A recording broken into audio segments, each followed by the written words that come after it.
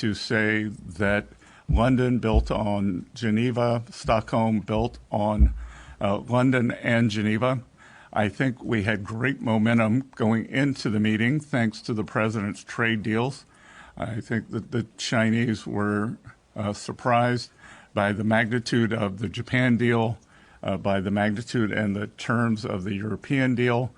So I think that they're never compliant, but I believe that they were in more of a mood for a wide-ranging discussion.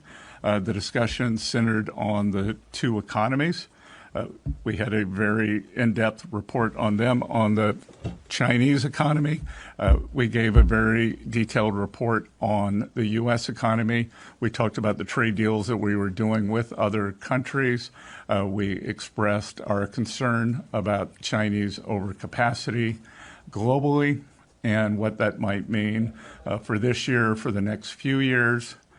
We expressed our concern for their purchases of sanctioned Iranian oil, of which they buy about 90%.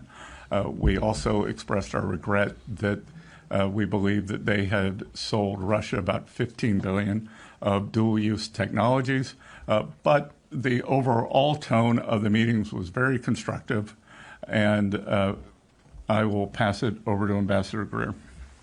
Thank you. We also reiterated the premise of the president's trade program and trade policy, which is to reduce U.S. deficits, increase manufacturing, and reshore our economy.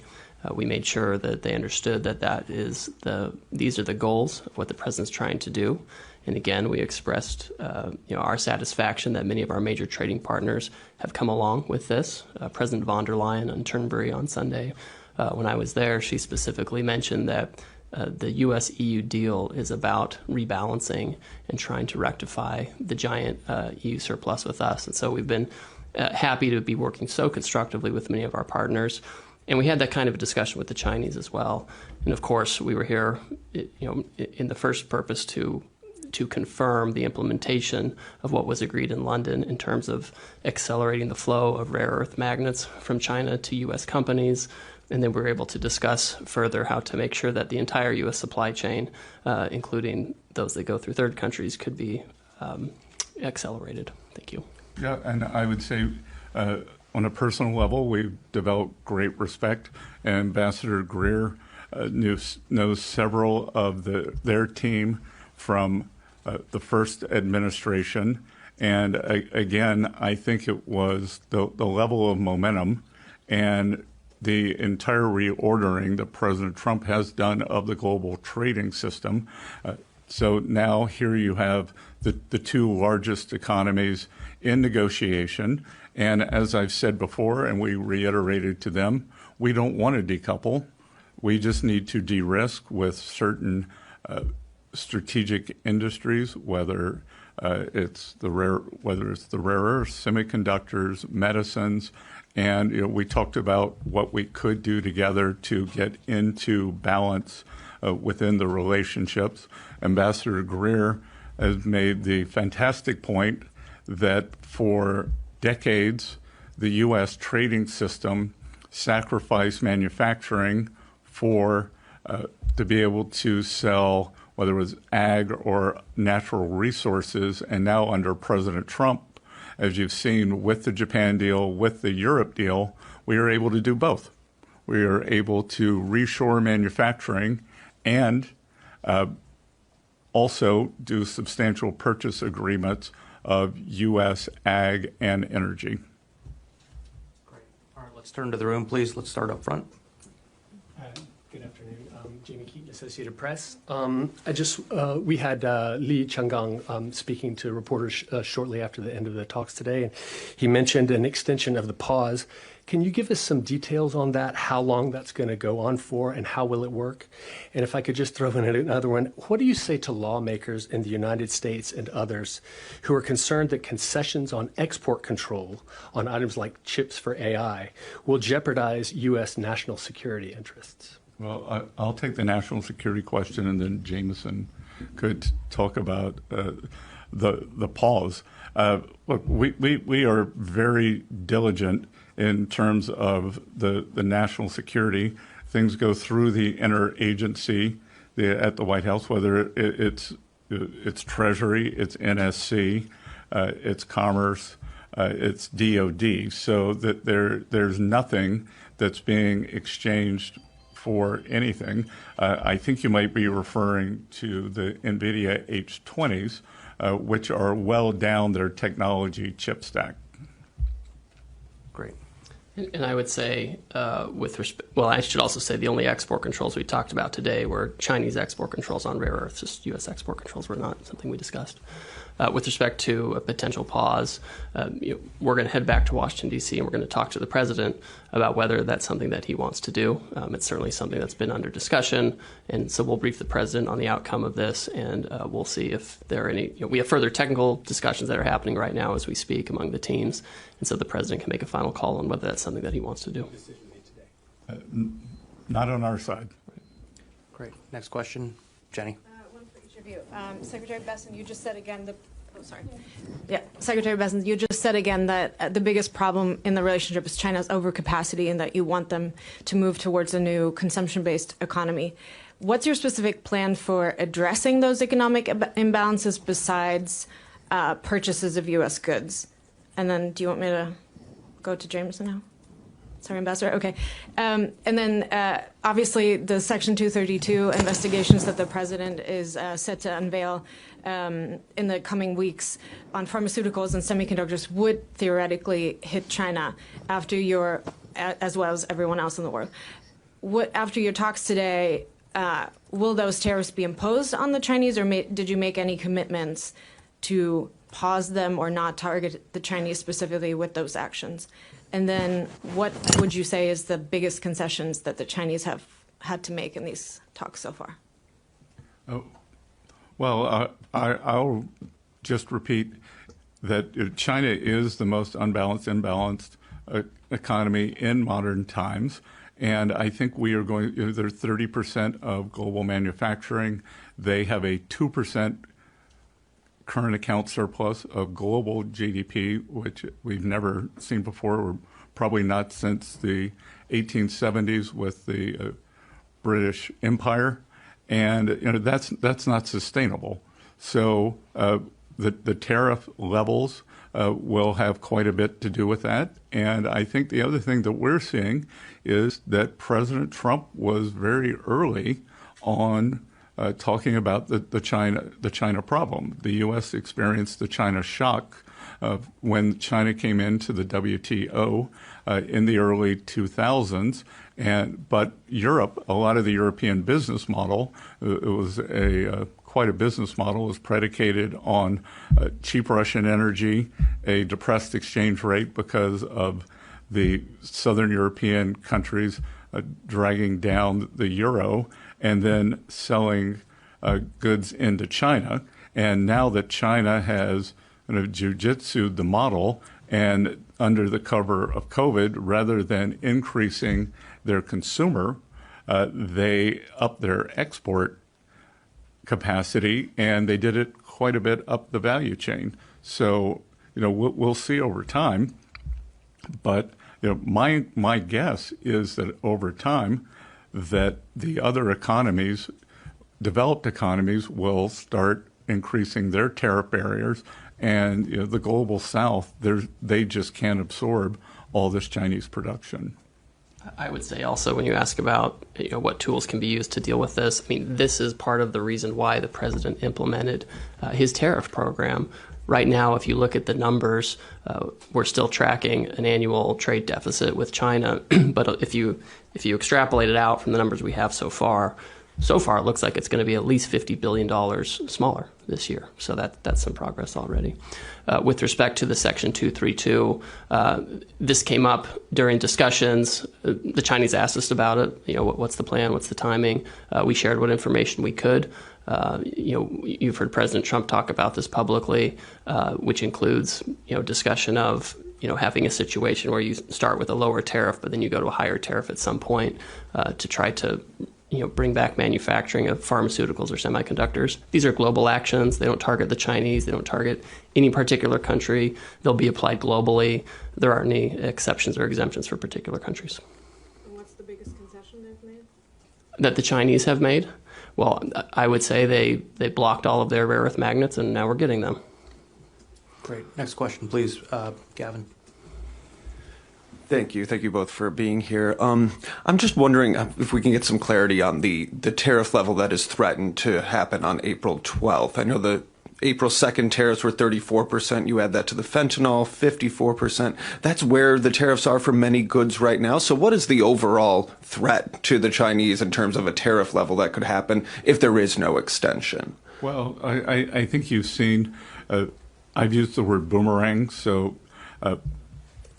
if we boomerang back to the April 2nd level, they would go to 34.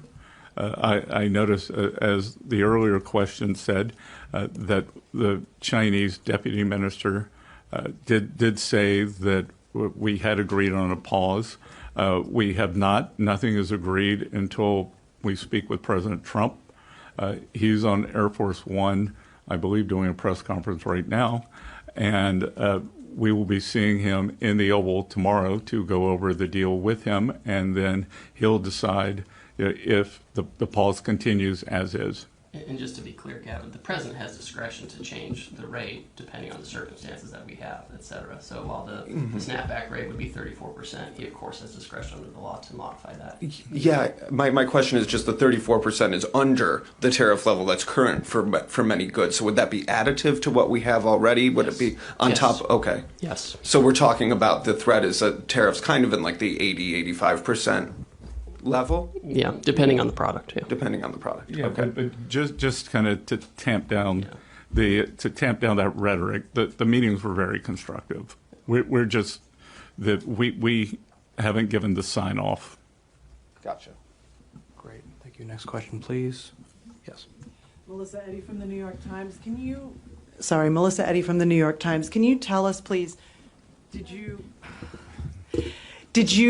discuss a potential summit between the Chinese and U.S. the Chinese president and President Trump? And can you give us any timeline on what you're thinking about in terms of that? No, the only thing we discussed was there was a recent phone call between the two leaders. On that call, President Xi invited President Trump to Beijing, but we didn't discuss that at all. What we discussed was implementing the desire of the two leaders for the trade team and the Treasury team to have trade negotiations with our Chinese counterparts. So our meetings were just to implement the will of the leaders, not to discuss if there would be a meeting.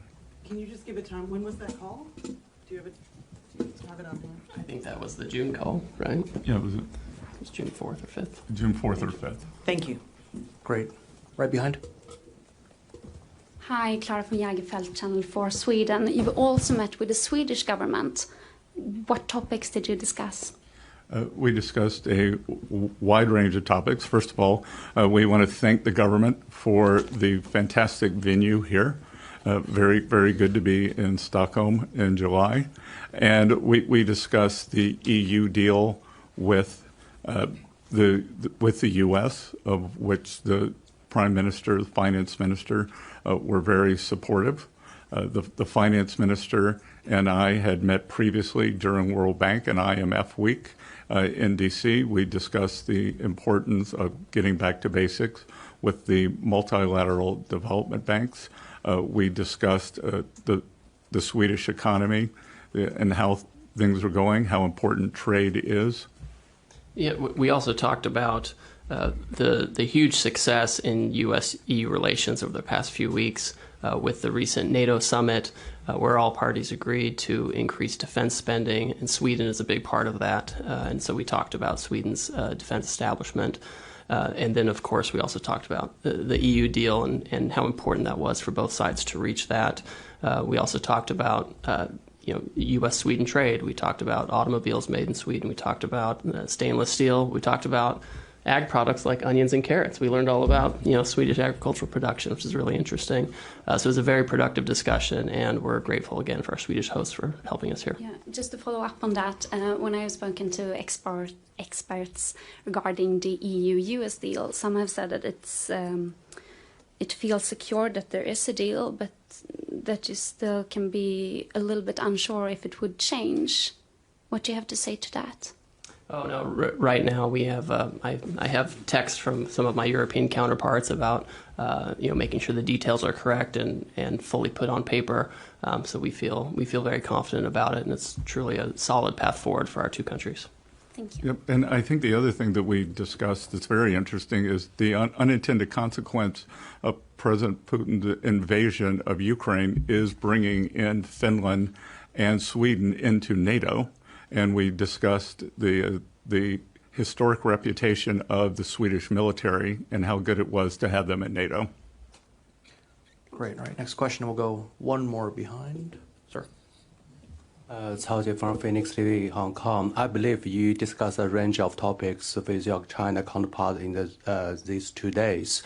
But compared to Geneva and London, do you think is there any questions or issues are becoming tougher and toughest to negotiate? And as you mentioned that the U.S. is trying to convince China not to keep buying the oil, gas from Russia or Iran, will be the kind of new conditioner for the future round of the talk between U.S. and China.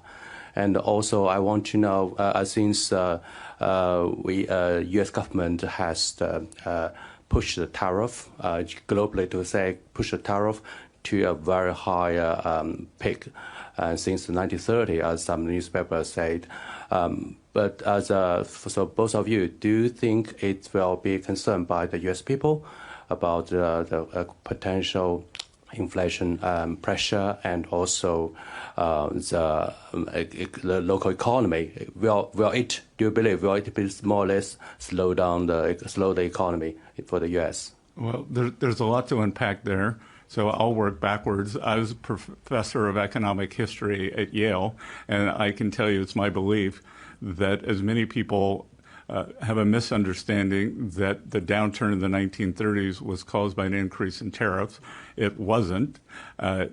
The stock market crashed in 1929. There was also a very large tax increase in the U.S. We just did the largest tax cut in history. The U.S. economy is starting to fire on all cylinders right now. We actually, in May, saw the biggest downturn in inflation in 4 years. So the U.S. economy is doing quite well. And I will tell you, rather than the talks getting more difficult, I actually think that they are getting more engaged. There was a in Geneva, very narrow issue with the magnets. In London, the talks went to a wider aperture. And here, we're able to discuss more and more things. This report that we gave each other on the economies, on the outlook. So I would say it's just the opposite. The purpose of meeting frequently is to have personal relationships, have understandings, and show respect and mutual cooperation. I think Jameson, Ambassador Greer, has been dealing with the Chinese much longer than I have. Yes, I have. No other comments, though. Okay, great. I'll take the next question. Let's come back up front. Dave Lauder, Reuters. Careful with the boom mic. Hi, thanks. Secretary, question about Russian oil. As you know, the president has threatened possible tariffs on countries that continue to buy Russian oil 100%. China is the largest purchaser of that commodity. What was your message to the Chinese about Russian oil? Did you tell them they're on notice, they need to start to pull back? Well, we described, it's not just the president, what is making its way through the U.S. Senate. And hard to imagine anything could get 80 or 90 bipartisan votes in the U.S. Senate, is a bill that will give the president discretion to apply secondary tariffs on sanctioned Russian oil from, I believe it's from 0 to 500%. I believe he's used 100%. And we've heard from several of our European counterparts, NATO allies, even Canada, well, Canada is in NATO, that they will be following on that. So we would expect most of the Western alliance that has been supporting Ukraine to follow on that. So I think anyone who buys sanctioned Russian oil should be ready for this. What was their response to that warning? The Chinese take their sovereignty very seriously. We don't want to impede on their sovereignty, so they'd like to pay 100% tariff. But Great. We have time for just about one or two more. Ma'am. Hi, my name is Clara Matsdatter. I'm from Affärsvärlden. I'm just wondering, you've been described as a global macro veteran and you run a hedge fund. In this moment, where would you put your money if you were still running one? United States of America. Only? Sorry? Okay. Could you just give us some insight on your current macro view outside of the US as well? Well, we're seeing the euro's appreciated quite a bit this year, and the currency theory would tell you that when you get a fiscal impulse, you see that, and we've seen a big fiscal impulse coming from Europe, especially from Germany. So, and we're also going to see quite a bit more spending. With China, we are seeing that they are in disinflation. They have a real estate problem. They have a very large current account surplus. As I said, it's about 2% of global GDP. And the Chinese currency is a very difficult currency. It's probably in 3 different equilibria. You have the currency is cheap. You have 1.4 billion people who want to get their money out of China but aren't allowed to. And then you also have the threat of, will the Chinese give you your money back in 1, 2, 3, 4, 5 years if you put it in? And then, I think we are seeing the trade deals are having, contrary to the gloom, doom, and boom pessimism that we saw at the beginning of April, that the trade deals have had little effect on the economy, and that the U.S. economy is accelerating.